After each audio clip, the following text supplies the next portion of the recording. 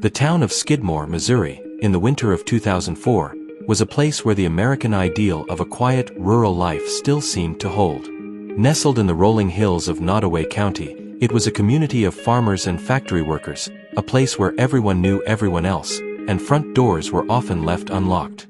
But Skidmore carried a dark secret, a collective trauma from a past that was never fully laid to rest.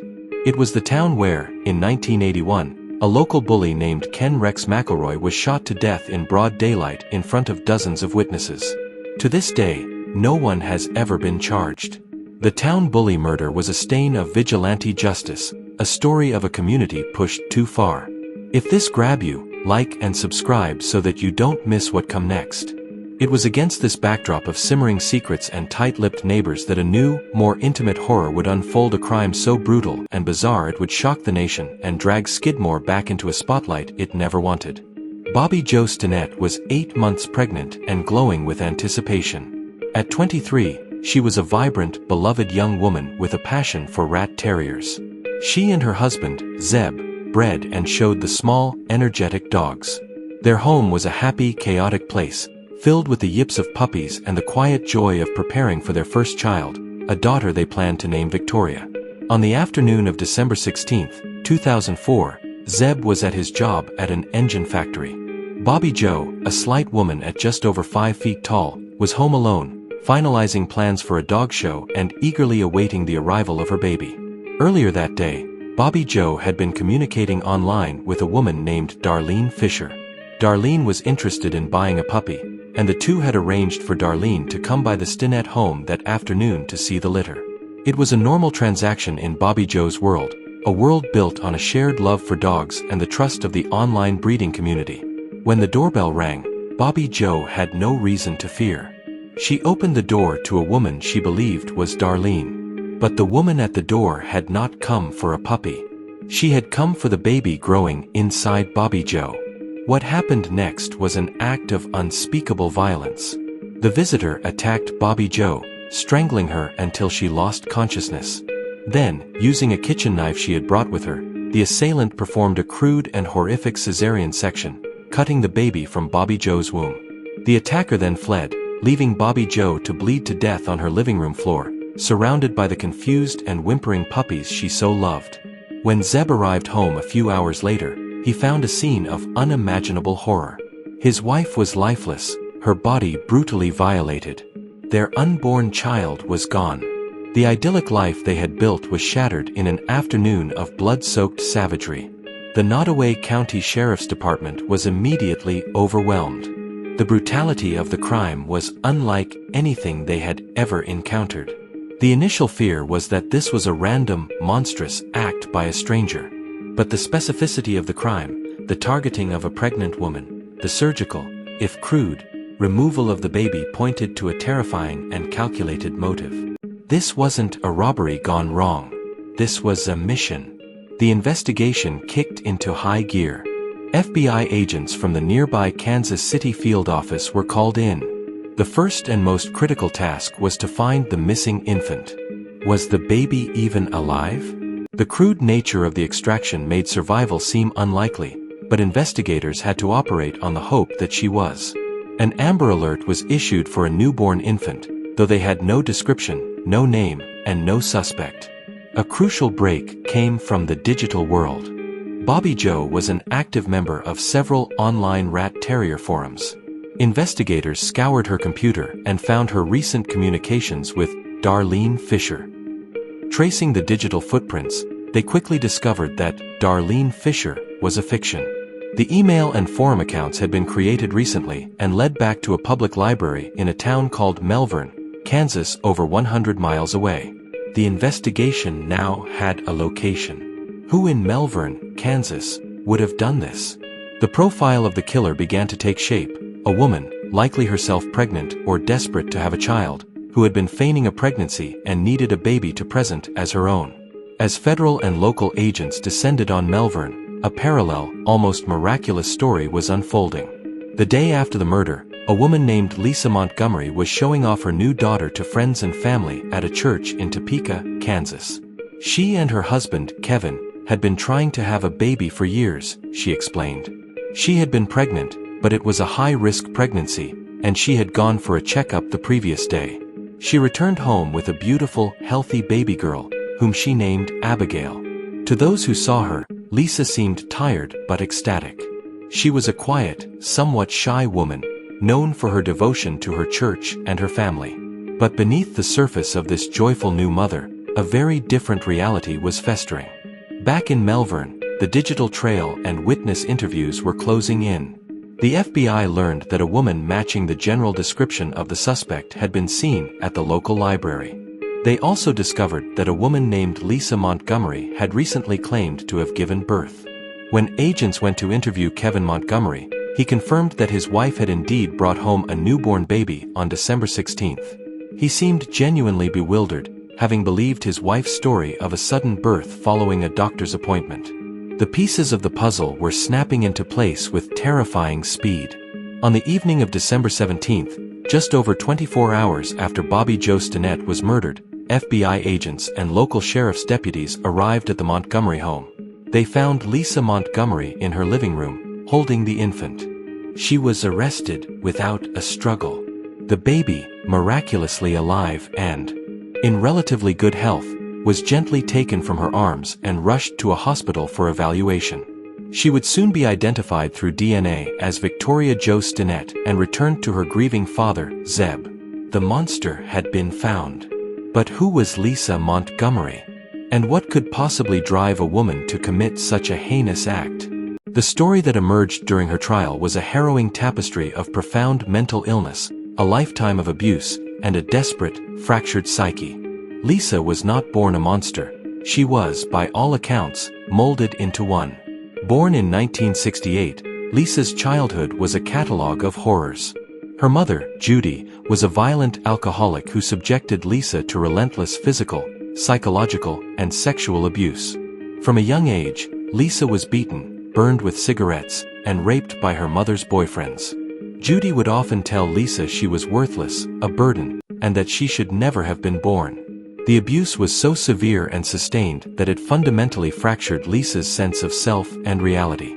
At the age of 18, desperate for an escape, she married her brother's friend, Carl Bowman. The marriage was an attempt to flee her mother, but it proved to be another source of trauma. The union produced 4 children, but it was marked by control and, Lisa alleged, sexual violence. Carl eventually gained custody of the children, citing Lisa's instability. It was during this marriage that the first signs of her specific pathology emerged. Lisa began to fake pregnancies. She would tell friends and family she was pregnant, meticulously detailing her symptoms and her growing belly. When the due date would arrive, she would concoct a story of a stillbirth or a sudden miscarriage. This pattern of pseudocyesis, false pregnancy, was a desperate cry for attention, love, and the validation that she believed only a baby could bring. In her mind, a baby was the ultimate symbol of being a real woman, a status her abusive mother had convinced her she could never achieve. She eventually divorced Bowman and married Kevin Montgomery, a kind but somewhat simple man who worked as a satellite dish installer. Kevin knew about Lisa's troubled past and her 4 children from her previous marriage, whom she rarely saw. He wanted to make her happy. And Lisa told him she wanted nothing more than to have a baby with him. And so, the cycle of deception began again. In 2004, Lisa told Kevin and everyone in their community that she was pregnant. She showed them sonogram pictures she had stolen from a pregnant cousin. She wore padded belly prosthetics to simulate a growing pregnancy. She even convinced Kevin to paint a nursery. As her due date in December approached, the pressure mounted. Her entire fabricated reality was on the verge of collapse. She needed a baby, and she needed one now. Her search for a victim led her to the online world of dog breeding. She knew pregnant women would be there, and she could engage them under the guise of a shared interest. She created the persona, Darlene Fisher, and began searching rat terrier forums. She found Bobbie Jo Stinnett. Bobbie Jo was young, pregnant, and shared pictures of her growing belly online. She was the perfect target. Lisa Montgomery drove the 3 hours from Melvern to Skidmore on the morning of December 16th. She brought a rope and a knife. She knew exactly what she was going to do. At her trial, the defense did not dispute the facts of the crime. How could they? The evidence was overwhelming. Instead, they mounted a case focused entirely on Lisa's mental state. They argued that she was legally insane at the time of the murder, so consumed by the psychosis born from a lifetime of abuse that she could not understand the moral wrongfulness of her actions. A parade of psychiatrists took the stand.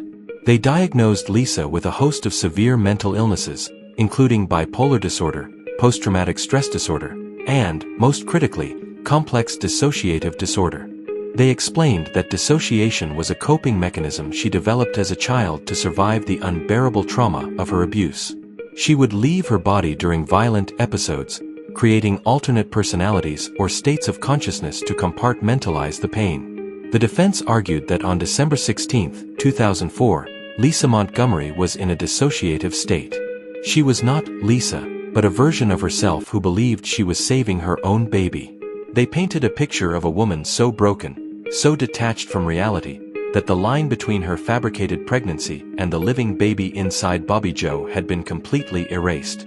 The prosecution, however, presented a different narrative. They argued that Lisa Montgomery was a cunning, manipulative, and coldly calculating predator. Her actions, they said, showed clear evidence of planning and forethought, creating a fake online identity, researching her victim, driving a long distance, bringing a weapon, and crafting an elaborate alibi. This was not the behavior of someone who was legally insane, it was the behavior of a murderer who knew exactly what she was doing. They focused on the sheer brutality of the crime. They showed the jury graphic crime scene photos of Bobbie Jo Stinnett's body. They emphasized the terror and pain Bobbie Jo must have felt in her final moments. They portrayed Lisa not as a victim of her past, but as a remorseless killer who stole a life to fulfill her own selfish fantasy. The jury was faced with an impossible task, to weigh the abject horror of the crime against the profound tragedy of the criminal's own life. Could a childhood of unspeakable abuse ever explain, or even partially excuse, an act of such premeditated evil? After a short deliberation, the jury returned with its verdict, guilty of kidnapping resulting in death. The trial then moved to the penalty phase. The same arguments were rehashed, but now the stakes were life or death. The defense begged for mercy, presenting Lisa's life story in heartbreaking detail.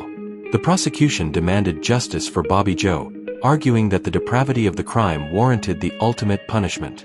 The jury agreed with the prosecution. On October 26, 2007, Lisa Montgomery was sentenced to death by lethal injection.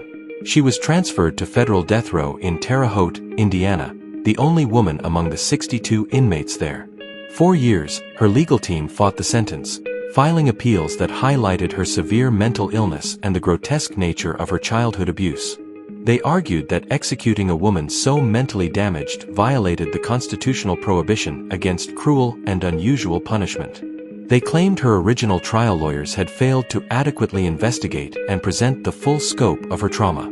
The appeals wound their way through the courts for over a decade. As her execution date neared in the final weeks of the Trump administration, a final, desperate plea for clemency was made to the White House. Her lawyers, along with mental health advocates and anti-death penalty groups, argued that executing Lisa Montgomery was a moral stain on the nation. They presented her not as a monster, but as a profoundly broken human being who was failed by every system that should have protected her. The plea fell on deaf ears.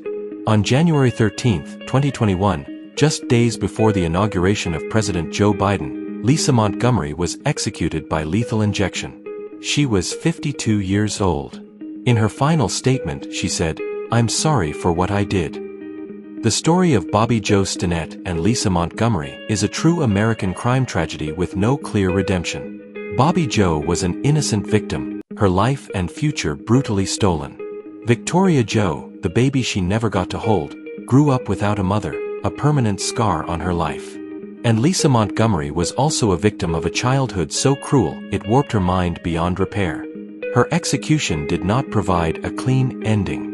It simply added another layer of sorrow to a story already overflowing with it. The case stands as a grim reminder of the devastating ripple effects of abuse, the complex and often inadequate interface of mental illness and the justice system, and the two lives forever lost, one to violence, and the other to the trauma that spawned it. For more true crime stories, subscribe to this channel so that you don't miss what come next.